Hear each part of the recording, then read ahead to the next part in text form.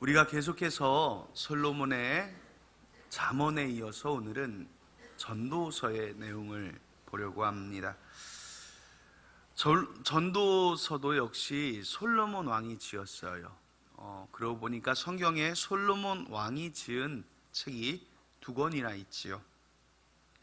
이 전도서는요, 그렇게 어려운 내용이 아니에요. 여러분들 잠언이 조금 어렵다 생각하시니까 전도서도 같이 이렇게 도매급으로 묶어서 어렵다 생각하시는데 한번 읽어보시면요, 내용도 간결하고 짧고 쉽고 빨리 읽힙니다.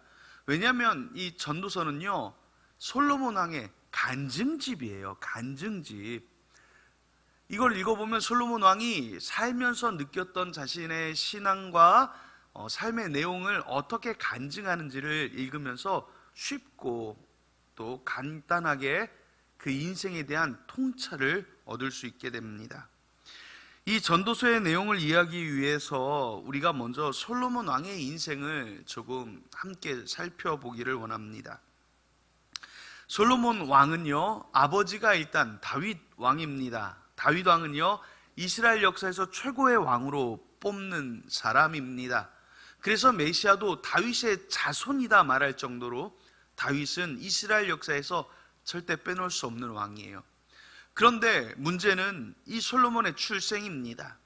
솔로몬은요, 그 뛰어난 다윗 왕이 간음하고 자기 부하를 죽여서 빼앗은 아내인 밧세바와 그 사이에서 태어났다는 거예요.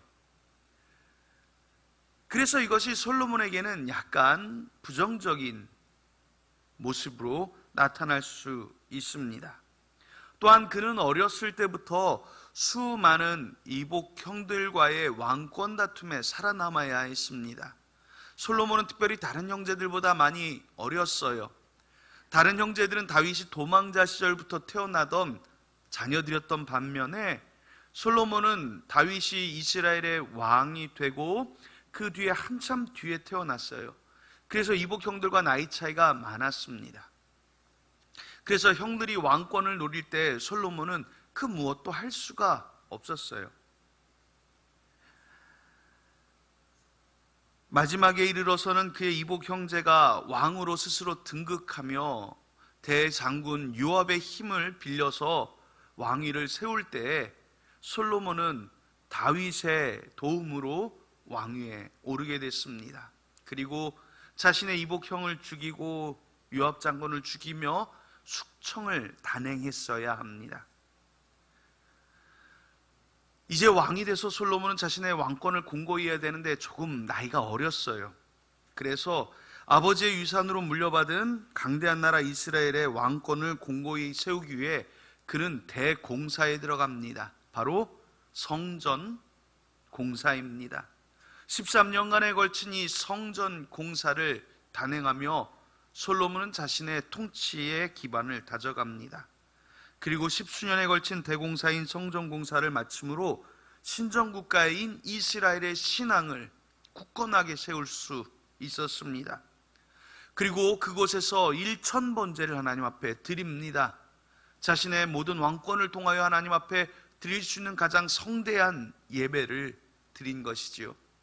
그 밤에 하나님 앞에 지혜를 구함으로써 솔로몬은 하나님께 칭찬을 받고 부귀와 영화도 함께 받게 되는 축복을 받습니다. 왕으로 매우 훌륭한 치적을 쌓아가던 솔로몬은 나라가 부강했습니다. 성경의 표현에 금이 돌 같았고 은이 뽕나무같이 많았다라는 표현이 있어요. 그만큼 나라가 잘 살았습니다. 옆나라 일본이 잃어버린 10년인가요? 30년 전에는 그 잘 살던 시절에는 길 가던 강아지도 10,000엔짜리를 물고 다녔다라는 표현을 씁니다. 그때 우리나라 돈으로 10만 원이에요. 80년대. 그것을 물고 다닐 정도로 그들이 부강했다 표현을 하지요. 성경의 솔로몬의 시대가 그만큼 돌처럼 흔한 금, 나무처럼 흔한 은이 가득 넘칠 만큼 잘 살았습니다. 얼마나 좋았을까요? 라고 우리는 생각합니다. 그러나 솔로몬은 그 이후에 그만 하나님의 길을 벗어나게 돼요.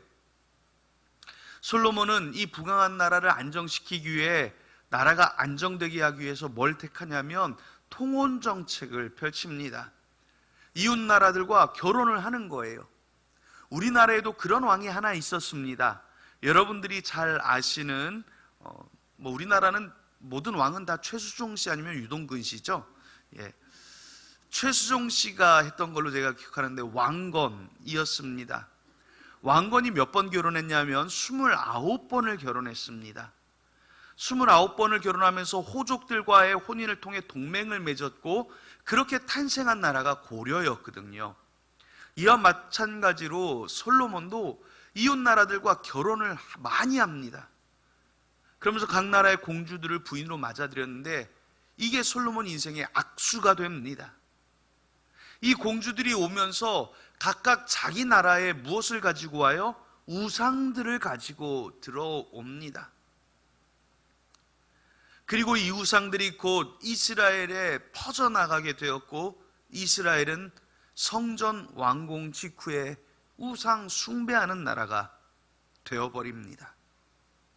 솔로몬 자체도 그 부귀와 영화에 취해서 인생의 낙을 누리려 하는 모습을, 그런 실망스러운 모습을 보이게 됩니다.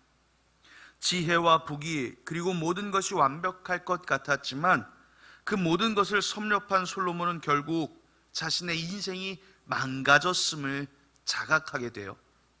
그래서 솔로몬은 이 잠언을 짓고, 이 잠언을 통해 우리 인생의 목적이 무엇인지 전도서입니다. 죄송합니다. 이 전도서를 쓰고 인생의 목적이 무엇인지를 고백하게 되는 것입니다. 오늘 하나님의 말씀을 통해, 또 솔로몬의 전도서를 통해 우리에게 하나님이 무엇을 말씀하시는지를 우리는 함께 듣기를 원합니다.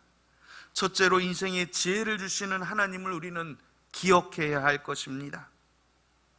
어린 나이에 왕이 된 솔로몬은 두려웠습니다.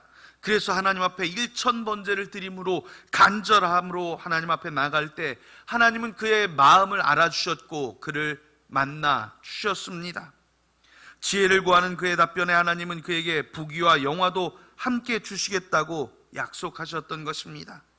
솔로몬은 인간이 누릴 수 있는 모든 부귀를 다 누렸어요. 그런 솔로몬의 인생에 남은 것이 뭐였을까요? 전도서에 보면 허무함이라고 표현을 합니다. 우리나라 말에도 인생무상이라는 말이 있습니다. 마치 전도서 1장에 나오는 말씀과 비슷한데요, 전도서 1장은 우리에게 이렇게 고백합니다. 헛되고 헛되며 헛되고 헛되니 모든 것이 헛되도다. 그리고 전도서 2장에서는 즐거움도 헛되고 인생의 지혜도 헛되고 수고도 헛되다 말합니다. 3장에서는 천하 범사의 때가 있는데 결국 다 사그라진다는 겁니다. 웃을 때가 있으면 울 때가 있고, 좋을 때가 있으면 나쁠 때가 있고, 그저 모든 것은 다 지나가는 것이라 말합니다. 4장에서는 세상에 학대와 수고만 가득할 뿐이다 라며 한탄을 합니다. 모든 것을 겪어본 사람들은 부귀가 영화가 영원할 것 같지만 결국 허무에 빠지고 만다 이야기합니다. 우리나라가 지금 마약의 청정지대에서 이제는 마약 국가가 되어가고 있다고 합니다. 왜 그렇게 마약에 빠질까요? 이 마약이 유행하는 나라들을 잘 보면요, 잘 사는 나라들입니다. 못 사는 나라들보다 잘 사는 나라들이 마약에 많이 빠져요. 물론 마약이 비싼 이유도 있겠지만 재물이, 또 부귀가 영화가 사람들의 마음에 만족과 흡족함을 주지 못하기 때문이기도 그렇습니다. 잠시의 쾌락과 흥분으로 마음을 달래고자 하나 그것의 결국은 중독뿐인 것입니다. 전도자인 솔로몬 왕은 지혜의 왕이었습니다. 그는 많은 지식이 있었고 지혜가 있어서 이 모든 것이 나쁘다는 것을 알았지만 그 역시도 그 쾌락에 빠져들 수밖에 없었습니다. 그래서 솔로몬은 이 전도서를 통해 저와 여러분들에게 마지막으로 한 가지의 심득을 전하는 것입니다. 참 지혜가 무엇이냐? 인생의 허물을 극복하고 인생의 고민을 해결할 방법이 무엇일까? 솔로몬 왕은 결국은 하나님을 믿는 믿음뿐이다 라고 고백을 하는 것입니다. 전도서는 그 허무한 때가, 인생의 고난의 때가 바로 하나님을 만날 때다라고 우리에게 전하고 있습니다. 빈 마음, 공허와 허무로 무너진 마음을 채울 수 있는 것은 오직 우리의 창조주이신 하나님 뿐입니다. 그러나 사람들은 그것을 알지 못하기에 여러 가지의 세상 것들로 그 마음을 자꾸 채우려 합니다. 사람들이 인생의 수고를 감내하는 이유가 무엇일까요? 결국에는 행복하기 위함입니다. 여러분들 왜 열심히 일하세요? 왜 그렇게 어렵게 돈 버세요? 내 가족이 행복하기를 원하고 내 자녀들을 잘 키우기 위함 아닙니까? 행복하고 싶어서 그랬습니다. 그래서 사람들은요, 수고의 목적을 돈으로 삼기도 합니다. 돈이 모이면 행복할 것 같습니다. 그렇게 일해서 집 사고 차 사고 저금도 하고 부를 축적합니다.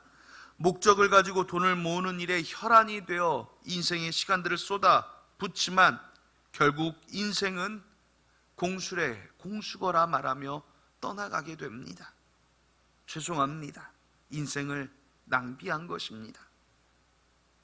또 어떤 사람들은 돈을 수단으로 삼기도 합니다. 돈으로 행복을 사려 합니다. 더 넓은 집을 사면 행복할 것 같고 더 좋은 차를 타면 행복할 것 같습니다. 백화점에서 VIP 대우를 받으면서 쇼핑 중독에 빠지기도 하고 TV를 틀고 나오는 온갖 홈쇼핑에 빠지기도 합니다. 남편 퇴근 벨소리보다 택배기사 아저씨의 벨소리가 더 반갑게 느껴지는 시대가 됐습니다. 하지만 마약 중독처럼 쇼핑 중독은 더 많은 물건을 사 모을 뿐 그것으로 만족하지는 못합니다. 예전에 TV 방송에서 그 이상한 분들만 이렇게 찍는 방송이 하나 있었어요. 제가 제목은 잊어버렸는데 거기에 보니까 동네에서 뭐든 주워 오시는 분이 나왔어요.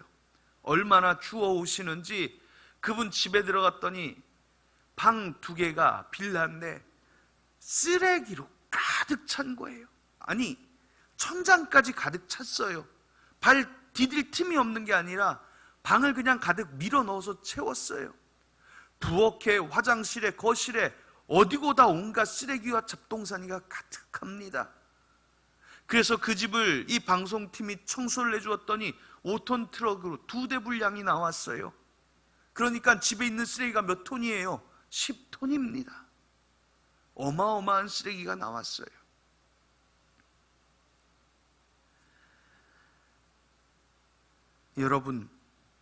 여러분들이 무엇을 사던 무엇으로 채우던 우리가 쓸 수 없는 그것은 결국 쓰레기입니다. 결국 허무에 빠질 뿐이라는 말이지요. 성경은 이와 같은 사실을 우리에게 미리 말씀하고 있습니다. 전도서 2장 1절에 이렇게 솔로몬이 고백합니다. 나는 내 마음에 이르기를 자, 내가 시험 삼아 너를 즐겁게 하리니 너는 낙을 누리라 하였으나 보라 이것도 헛되도다 말합니다. 계속해서 이어지는 3절부터 11절까지를 여러분들이 이해하기 쉬운 세번역 성경으로 제가 읽어보겠습니다. 지혜를 갈망해온 나는 술로 내 육신을 즐겁게 하고 낙을 누려보려고 마음 먹은 적도 있다. 참으로 어리석게도 이렇게 사는 것이 짧은 한평생을 가장 보람있게 사는 것이라고 생각하였다. 나는 여러 가지 큰 일을 성취하였다. 궁전도 지어보고 여러 곳에 포도원도 만들어 보았다. 나는 정원과 과수원을 만들고 거기에 온갖 과일나무도 심어 보았다. 나무들이 자라나는 숲에 물을 대려고 여러 곳에 저수지도 만들어 보았다. 남녀 종들을 사들이기도 하고 집에 시종들을 태어나게도 하였다. 나는 또한 지금까지 예루살렘에 살던 어느 누구도 일찍이 그렇게 가져본 적이 없을 만큼 많은 소와 양 같은 가축대를 가져보았다. 은과 금, 임금들이 가지고 있던 여러 나라의 보물도 모아보았으며 남녀 가수들도 거느려 보았고 남자들이 좋아하는 처첩도 많이 거느려 보았다. 드디어 나는 일찍이 예루살렘에 살던 어느 누구보다도 더 큰 세력을 가진 사람이 되었다. 지혜가 늘 내 곁에서 나를 깨우쳐 주었다. 원하던 것을 나는 다 얻었다. 누리고 싶은 낙은 무엇이든 삼가지 않았다. 나는 하는 일마다 다 자랑스러웠다. 이것은 내가 수고하여 얻은 나의 몫인 셈이었다. 그러나 내 손으로 성취한 모든 일과 이루려고 애쓴 나의 수고를 돌이켜보니 참으로 세상 모든 것이 헛되고 바람 잡으려는 것과 같고 아무런 보람도 없는 것이었다. 솔로몬의 고백입니다. 앞서 말씀드린 것처럼 인생을 모든 것을 즐겨보아도 헛된 뿐이었다고 솔로몬은 고백했습니다. 왜 그럴까요? 결국 인생의 쾌락은 우리 육신의 정욕을 도모하기 때문입니다. 아무리 즐거움을 채우려고 해도 결국 인생의 즐거움은 우리에게 참 기쁨을 가져다 주지 못하는 것입니다. 인생이 쫓은 그 어떤 것도 우리에게 참 만족, 참 기쁨을 주지 못한다는 것이 성경의 말씀입니다. 그럼 우리의 마음을 채울 수 있는 참 만족과 참 기쁨이 무엇입니까? 그것이 바로 성령의 열매들입니다. 갈라디아서 5장 22절 23절에 나오는 말씀이지요. 오직 성령의 열매는 사랑과 희락과 화평과 오래 참음과 자비와 양성과 충성과 온유와 절제니 이 같은 것을 금지할 법이 없느니라. 여러분이 9가지 열매 이름 하나하나만 들어도 우리가 진짜 보람과 진짜 기쁨과 진짜 감격을 누릴 만한 열매들이라는 것을 알 수 있습니다. 우리가 이런 것들이 인생에 가득하다면 행복, 그것은 먼 나라의 이야기가 아닌 것이지요. 즉 인생의 욕심으로 쫓아가던 그 모든 것은 결국 우리에게 아무것도 이루어지지 못했다는 말입니다. 사랑도 이루어주지 못하고요, 부귀영화가 우리에게 화평도 주지 못하고, 부귀영화가 우리에게 희락도 주지 못하고, 부귀영화가 우리에게 절제도 주지 못하고, 부귀영화는 그 어떠한 기쁨도 우리에게 주지 못한다는 것입니다. 인생의 허물을 극복할 수 있는 방법은 우리 안에 하나님이 주시는 하나님의 기쁨의 열매들을 맺을 때 우리가 참 기쁨을 얻을 수 있다는 사실입니다. 그래서 성경은 우리에게 너의 창조주를 기억하라 말씀합니다. 솔로몬은 세상에서 가장 지혜로운 왕이었고 스스로도 그렇게 고백합니다만 그는 스스로가 젊은 날에 하나님을 떠났던 것을 후회합니다. 지혜로웠다고 말하지만 지혜롭게 살지 못했습니다.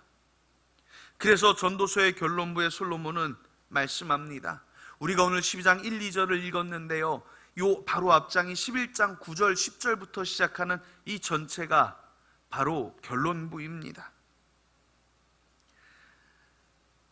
청년이여, 내 어린 때를 즐거워하며 내 청년의 날들을 마음에 기뻐하여 마음에 원하는 길들과 내 눈이 보는 대로 행하라. 그러나 하나님이 이 모든 일로 말미암아 너를 심판하실 줄 알라. 그런즉 근심이 내 마음에서 떠나게 하며 악이 내 몸에서 물러가게 하라. 어릴 때와 검은 머리의 시절이 다 헛되니라. 너는 청년의 때 너의 창조주를 기억하라. 곧 곤고한 날이 이르기 전에, 나는 아무 낙이 없다고 할 해들이 가깝기 전에, 해와 빛과 달과 별들이 어둡기 전에, 비 뒤에 구름이 다시 일어나기 전에 그리하라. 솔로몬은 우리에게 전합니다. 더 젊은 날에, 더 팔팔할 때부터 하나님을 믿고 하나님의 은혜를 누리는 방법은 너의 청년의 때의 창조주를 기억하는 것입니다. 제가 아직 젊어요. 이제 50대 초반입니다. 어르신들 앞에서 나이 자랑하려는 게 아니라 제가 신방을 하면 요새는 교회 처음 부임했을 때처럼 많이 못 먹습니다. 이제는 조금만 먹어도 힘들어요 라고 말하면 우리 권사님들이 저에게 말씀합니다. 목사님, 전 목사님 때는 돌도 씹어 먹었어요. 제가 20살 때부터 그 얘기를 들었으니까 전 지금 30년째 돌을 소화해야 되는 부담이 조금 있습니다. 어른들은 이야기합니다. 젊을 때 하라고, 젊을 때 잘 먹고 일 많이 하고 부지런히 하라고, 젊을 때 좋은 거 하라고 이야기합니다. 그런 우리에게 성경은 젊었을 때 하나님을 기억하라 말씀합니다. 늙어서 소용없다는 말이 아닙니다. 하루라도 더 일찍 하나님을 찾고, 하루라도 더 일찍 하나님을 만나고, 하루라도 더 일찍 하나님의 은혜로 우리의 인생을 채우는 것이 진짜 보람있고 행복한 인생을 사는 비결이라고 성경은 우리에게 가르쳐 주시는 것입니다. 전도서의 결론은 우리가 읽은 13절의 말씀으로 끝이 납니다. 일의 결국을 다 들었으니 하나님을 경외하고 그의 명령들을 지킬지어다.